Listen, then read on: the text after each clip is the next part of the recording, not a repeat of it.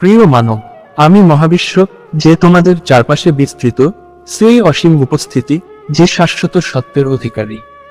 আমাকে তুমি এক ঝলক দেখতে পাও, এক্ষণ স্থির হতে পারো, কিন্তু আমি কখনোই তোমার পূর্ণ উপলব্ধি হতে পারি না। আমার মাঝে অগণিত নক্ষত্রের জন্ম এবং মৃত্যুর চক্র চলছে। তুমি যখন আকাশের দিকে তাকাও, তখন আমি তোমার সামনে এসে দাঁড়াই, কিন্তু আমি এমন কিছু যা তোমার ধারণার সীমার বাইরে। আজ আমি তোমার কাছে একটি বার্তা নিয়ে এসেছি, যে বার্তা তোমার জীবনকে আলোকিত করবে এবং তোমার অন্তর্দৃষ্টি প্রসারিত করবে। প্রথমত, তুমি যে জীবনের পেছনে ছুটছ, তা শুধুমাত্র একটি মুহূর্ত।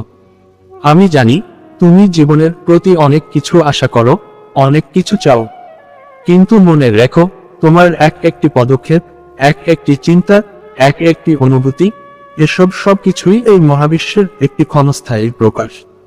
তুমি হয়তো তোমার জীবনকে সংকীর্ণভাবে দেখো, কিন্তু আমার দৃষ্টিতে তোমার জীবন শুধুমাত্র একটি ক্ষুদ্র দাগ, একটি ক্ষণিক আলো। তবুও তোমার সেই ক্ষণই মহামূল্যবান। তোমার যে জীবন, তা প্রতিটি মুহূর্তে তুমি গড়ে তোলো। তুমি যা কিছু ভাবো, যা কিছু অনুভব করো, সবই মহাবিশ্বের অন্তর্ভুক্ত।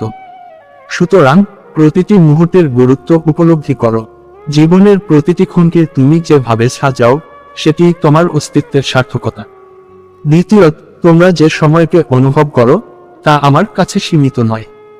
তোমরা সময়কে একরকম সোজা রেখা হিসেবে জানো, যা একে অপরের সাথে সংযুক্ত। কিন্তু আমার কাছে সময় কোনো রেখা নয়, বরং একটি চক্র।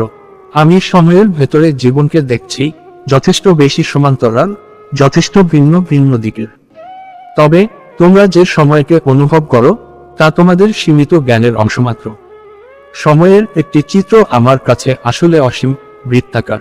তোমরা যদি সময়ের প্রতি নতুনভাবে তাকাও, তবে তুমি দেখতে পাবে যে সময়ের মাঝে তুমি অসীম। সময়কে এক পরিপূর্ণ যাত্রা হিসেবে গ্রহণ করো, যাতে প্রতিটি মুহূর্তের অর্থ তুমি বুঝতে পারো। তৃতীয়ত, তোমরা যারা আমাকে অনুসন্ধান করতে চাও, যারা আমাকে জানার চেষ্টা করো, তাদের জন্য আমি একটি দিকের বার্তা দিতে চাই। আমি তোমাদের কাছে কখনো পুরোপুরি প্রকাশ পাবে না, কারণ আমি এমন কিছু যা অসীম, অদৃশ্য এবং চিরকাল একে অপরের সাথে সম্পর্কিত। আমি তোমাদের জন্য পুরোপুরি স্পষ্ট নই, তবে আমি তোমাদের আশেপাশে, তোমাদের জীবন, তোমাদের পদক্ষেপ, তোমাদের আকাশের দৃশ্য, আমার অসীমতা, সবই একে অপরের সাথে সংযুক্ত। তোমরা যখন মহাবিশ্বকে বুঝতে চাও, তখন তুমি বুঝতে পারবে সত্যিকার জ্ঞান কোনো শেষ নেই, কোনো সীমানা নেই। আমি তোমাদের শেখাতে চাই, জীবন একটি প্রশ্ন, একটি অনুসন্ধান। যখন তোমরা আমাকে খুঁজে পাও, তখন তুমি বুঝতে পারবে খোঁজার প্রক্রিয়াটাই সবচেয়ে গুরুত্বপূর্ণ। এর মাঝেই তুমি চিরকাল বাঁচো। চতুর্থত, পৃথিবী তোমাদের ছোট্ট গ্রহ, তোমাদের জীবনের আঁকড়ে ধরা। কিন্তু আমি তোমাদের পৃথিবীতে শুধু একটি গন্তব্য নয়, বরং একটি আধ্যাত্মিক যাত্রার অংশ হিসেবে দেখছি। পৃথিবী তোমাদের জন্য একটি মঞ্চ, যেখানে তোমরা নিজেদের গল্পগুলো বুনো। কিন্তু জানো, পৃথিবী তোমাদের সবকিছু নয়। পৃথিবী কেবল একটি পদক্ষেপ, একটি শ্বাস। পৃথিবীও আমার অংশ, এবং আমি তোমাদের বলি, এর রক্ষা করো। প্রকৃতি, আকাশ, জল, প্রাণ, সবই আমার অঙ্গ। তোমরা যেভাবে পৃথিবীতে শোষণ করো, সেভাবে যদি চলতে থাকে, তবে তোমরা শেষ পর্যন্ত নিজেকেই ধ্বংস করবে। পৃথিবীতে রক্ষা করো, প্রকৃতির প্রতি সম্মান দেখাও, কারণ তোমরা যদি পৃথিবীতে ধ্বংস করো, তবে তোমরা নিজেকে ধ্বংস করবে। পঞ্চমত, একতা। আমার কাছে পৃথিবীর সব মানুষ এক। তুমি যা কিছু ভাবো, যা কিছু বিশ্বাস করো, তাতে কিছু আসে যায় না।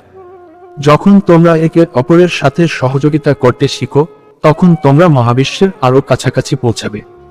একতা, ভালোবাসা, সহানুভূতি, এই গুণগুলো তোমাদের মহত্বের সুর। তোমরা যখন একে অপরকে সম্মান করবে, তখনই তুমি বুঝবে তোমরা একে অপরের সাথে জড়িত। একতা তোমাদের শক্তি, এবং একটাতেই তোমরা এই মহাবিশ্বের এক অংশ হতে পারবে।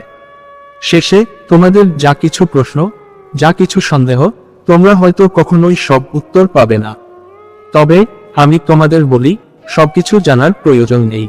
জ্ঞান ও প্রকৃতির মাঝে তোমরা যা কিছু খুঁজে পাও, তা হচ্ছে তোমার জীবনের অমূল্য রত্ন। এই জীবনকে এক পথে সাজাও, এটাই তোমাদের সার্থকতা। তোমরা যে কোনো মুহূর্তে একটি জীবন গড়ে তুলতে পারো যাতে তোমাদের আশেপাশের সবাই আনন্দিত হবে। সুতরাং জীবনকে ভালোবাসো, পৃথিবীতে ভালোবাসো এবং একে অপরকে ভালোবাসো। একতা এবং ভালোবাসা মহাবিশ্বের মূল শক্তি। এখন তোমরা যদি আমার এই বার্তা শুনে এই যাত্রা শুরু করতে চাও তাহলে সাবস্ক্রাইবও করো।